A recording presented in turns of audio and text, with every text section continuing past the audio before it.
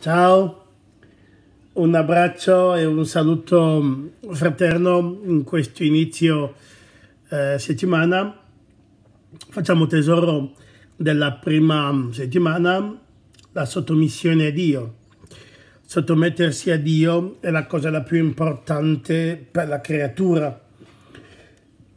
L'adorazione, non quella liturgica, ma l'adorazione, poi possiamo parlare dell'adorazione liturgica, ma l'adorazione non è l'adorazione liturgica. Quando nel libro dell'Esodo, capitolo 20, Dio dice a Israele: io sono il Signore tuo Dio, non avrai altri dei all'infuori di me e non ti prosternerai, non adorerai altre divinità. Non sta dicendo non organizzerai adorazione del Santissimo o adorazione di altre divinità. L'adorazione diventa liturgica con l'organizzazione che abbiamo, ma adorare non è riducibile a un gesto liturgico, senza poi togliere niente a quelli che fanno adorazione perpetua, come Gregenzano. Così posso salutare i nostri amici di là, salutare la Vetta, salutare tutti quelli che vanno e fanno capo a questo luogo importante per tutti noi, no? Bene, quindi prima settimana sottomissione adorazione, prima settimana sottomissione a Dio, ai suoi disegni, al suo governo, alla sua luce, al suo amore, alla sua potenza, al suo braccio teso, al suo abbraccio paterno, alle sue volontà, alle sue leggi. Lo vediamo nel Vangelo di Giovanni. Amare Dio significa mettere in pratica le sue volontà, conoscere il suo comandamento e metterlo in pratica, no? Seconda settimana entriamo in uno dei punti praticamente assenti della predicazione cattolica: la bandiera, vessillo,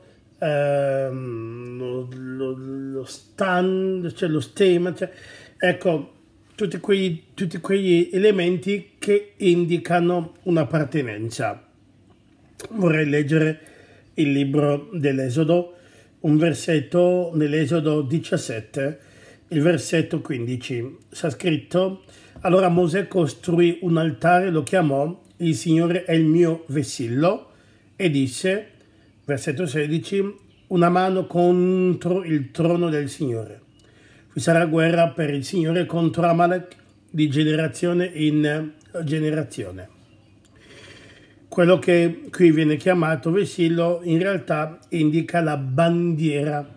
Cos'è la bandiera? È il segno del regno del regno dello Stato, della nazione alla quale appartengo e alle leggi alle quali mi sottometto. Avere il passaporto italiano è sottomettersi alle leggi italiane, è sottomettersi alla spiritualità italiana, anche quella laica, non dimenticare mai, no? La cosa è anche esplicita, l'altare della patria. Quindi significa che in realtà, come tutte le nazioni, l'Italia è lì che si celebra il sacrificio a nome dell'Italia, il sacrificio a nome della nazione, della patria, ok? Il sacrificio di soldati, ma non solo, se ci fai caso, ufficialmente dei soldati, ma se ci fai ben caso è un'altra cosa. Quindi, dal punto di vista spirituale, cosa significa per noi? Significa, quello che ti dico dell'Italia è valido per tutte le nazioni, sia chiaro. È quella liturgia laica che però ha una componente profondamente spirituale. Dico bene liturgia laica con una profonda componente spirituale. Allora riprendo questo tema del vessillo e mi piace di più, Salmo 20, e nel Salmo 20, nel Salmo 60 ritroviamo questi elementi che ci permettono di dare un quadro di riferimento alla battaglia spirituale di questa settimana. Salmo 20, versetto 5, dice: ti conceda ciò che il tuo cuore desidera, adempia ogni tuo progetto. Versetto 6, esulteremo per la tua vittoria, nel nome del Signore alzeremo i nostri vessilli.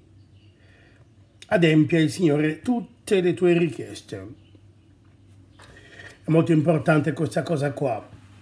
Quando Israele, no? La caratteristica di Israele è che è un popolo a parte, non è come gli altri popoli. Questa settimana ci vogliamo quindi ricordare e mettere in pratica tutto quello che ci toglie dalle altre bandiere e sottomettersi alle leggi di Dio, alla bandiera di Dio, all'inno di Dio, ai limiti ai quali Dio ci sottomette, alle possibilità, ai diritti, ai doveri. Questo è l'appartenenza a un regno, a un potere, a un paese, no? Per darvi un esempio, eravamo negli anni 93-94, ci fu un intervento militare molto particolare qui in diocesi. L'esercito americano, partendo da Arusha è il luogo del Tribunale Penale Internazionale per quello che è successo in Ruanda, fu identificata la presenza, fu fatta presente, notificata la presenza di un prete ruandese in Camerun, qui in diocesi, e era accusato di aver partecipato al genocidio. Il Camerun, usando la moneta americana per gli scambi mondiali, si trova a questo punto sottomessa alle leggi americane, cioè l'America interviene dove la sua legge stabilisce che ha facoltà e potestà. E arrivarono questi elicotteri impressionanti per questo arresto e fu portato via subito ad Arusha. Per fortuna, anni dopo, questo prete è stato assolto e credo che sia operativo adesso in Germania, no? Ebbene, questa è la potestà. Quando sei sottomesso a una legge, quei paesi, nel bene e nel male, ti obbligano, ti invitano a rispettare le leggi e hai la copertura di quel paese, hai i diritti e i doveri di chi appartiene a quella nazione lì, no? I cittadini israeliani, quando vengono uccisi, Israele fa in modo che tutti quelli che sono cittadini israeliani siano vendicati. È così. La Francia, l'Italia anche, paga il riscatto per tutti i suoi cittadini. È così. L'America non paga per nessuno, ma uccide tutti quelli. Ci sono queste cose qua. Bene, per dirti che l'appartenenza a una nazione, l'appartenenza a una bandiera, no? Lo vedi quando l'italiano vede i tre colori, no? Quando poi parte l'inno d'Italia, ecco, vedi come tutti gli italiani, quando ha vinto la Ferrari, ecco, vedi come tutti sono, è un senso d'appartenenza, ecco, e non è, cioè, è bene se proprio vogliamo dire, ma vogliamo fare la stessa cosa dal punto di vista spirituale, per quello che riguarda Dio, cioè l'appartenenza al regno di Dio, la sottomissione alla bandiera di Dio ha delle forti implicazioni riguardo al mondo, riguardo alle tenebre, soprattutto le tenebre, perché le tenebre sono la parte oscura, no? Tra il nero e il bianco c'è il grigio, e c'è il grigio chiaro e il grigio scuro, no? E molto spesso quello che è grigio chiaro passa per luce, quando invece di luce non è. Apocalisse 13, la bestia, cioè Satana e tutti l'elenco dei suoi nomi, drago, il serpente antico, tutto quello che vuoi, è stato sconfitto. Cosa fa? Divide, precipitato sulla terra, divide il suo potere tra la bestia della terra e la bestia del mare. Apocalisse 13, molto importante. Quindi la parte la più tenebrosa della battaglia spirituale non è con l'occulto che si assume come occulto. Qui abbiamo molta gente che si riconosce e pratica le scienze occulte nella stregoneria, ecco, i viaggi astrali e cose varie. E poi hai quelli che non assumono l'occulto, ma passano per il grigio chiaro, la massoneria, le società segrete e tutte quelle cose lì, no? New Age, tutta quella iniziazione che in realtà, perché iniziazione, ci porta via dal regno di Dio. Ricordo sempre che essere battezzato significa essere iniziato. L'Eucaristia è una iniziazione. La Pentecoste personale, che si chiama la Cresima, è una iniziazione. Si chiamano sacramenti di iniziazione cristiana, no? E vedrai che la numerologia nel pitagorismo, ecco, è una iniziazione. Tante sono le iniziazioni, chi legge le carte, ma sono in realtà dei mondi dell'occulto che non si assume come occulto, si assume come grigio chiaro. Ecco, non è luce, ma è grigio chiaro. Infatti è la parte la più difficile. Nella vita di solito ci soffermiamo su chi è contro di noi. Chi è contro di noi in realtà non è più un problema, è contro. È più problematico chi sembra dei nostri quando in verità non è dei nostri. Infatti la verità, la menzogna, l'errore non sono problematiche perché sono schieramenti chiari. Quello che è problematico dal punto di vista epistemologico è il verosimile, cioè sembra, è simile al vero, ma non è vero. È verosimile, ma non è vero. È verosimile, però non è vero. Ecco l'esercizio di questa settimana. Rinunciare. Ripeto, rinunciare.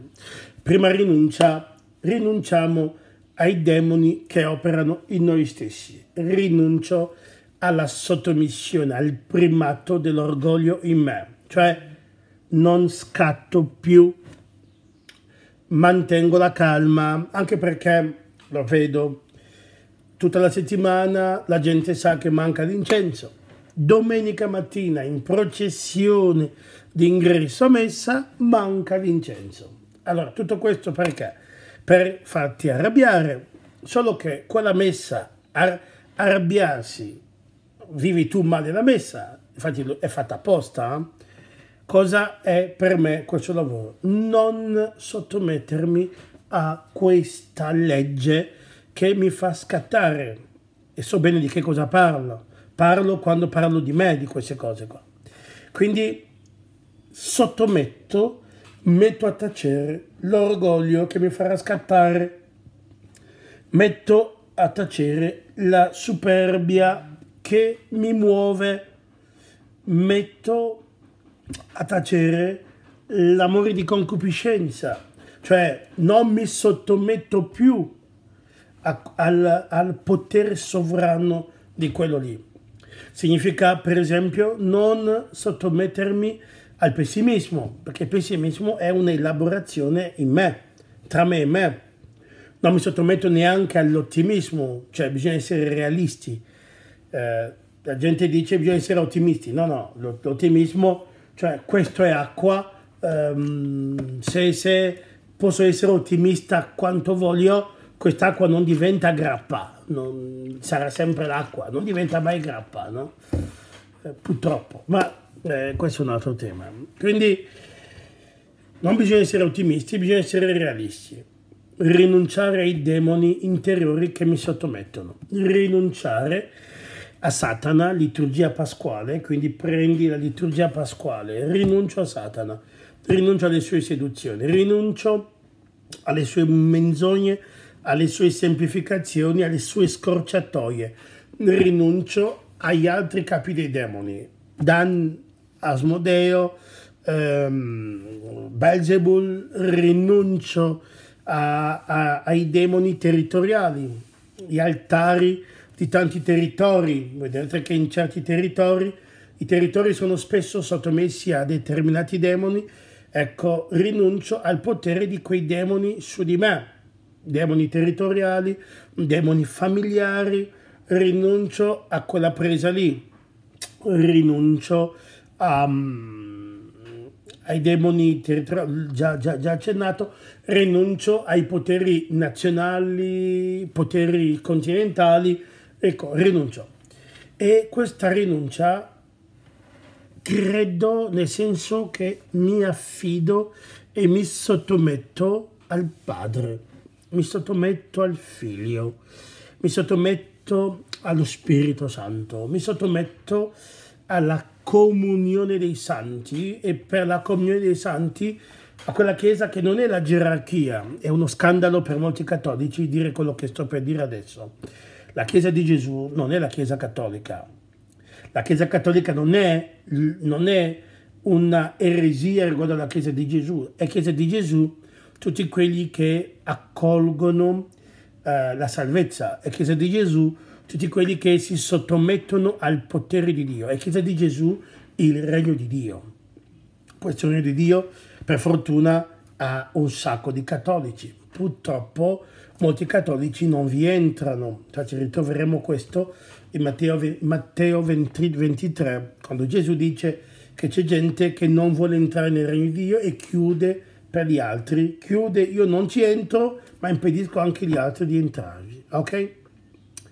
Ecco, questo lavoro di questa settimana. Allora, in questa settimana mi impegno devo leggere i lavori dei studenti, perché probabilmente a metà giugno, almeno questo si farà, non so come pedagogicamente faranno, ci sono ancora le lezioni da completare e già si presenteranno le tesi da guidare, sì, la finale dell'anno senza aver finito l'anno, vediamo. Quindi, ma mi impegno a farlo, cioè a spiegare le implicazioni dell'appartenenza a questo regno di Dio, no? Il regno di Dio, dove le tenebre si tirano indietro, avanza il regno di Dio e la bandiera di Dio, il vessillo di Dio è sopra di te. Bene, coraggio. È un tema, non ho presente le canzoni italiane, le canzoni religiose italiane. Se avete delle canzoni sulla bandiera, dal senso religioso, no? Appartengo al regno di Dio, ecco, fatemele presenti, così imparo e cerco di non finire questa settimana nell'ignoranza, così imparo qualcosa anch'io questa settimana. Ok?